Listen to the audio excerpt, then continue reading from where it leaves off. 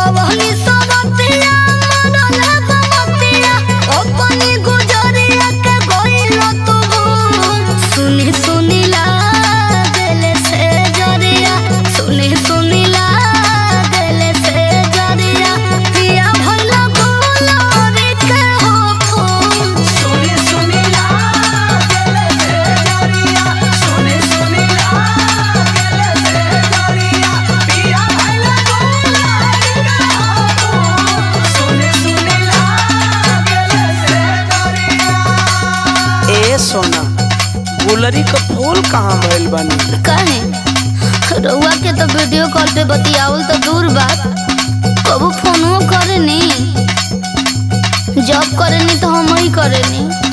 रानी अपने धुनबो कि हमरो सुनबो? हाँ कबू फोन तो करबे ना करेनी जब हम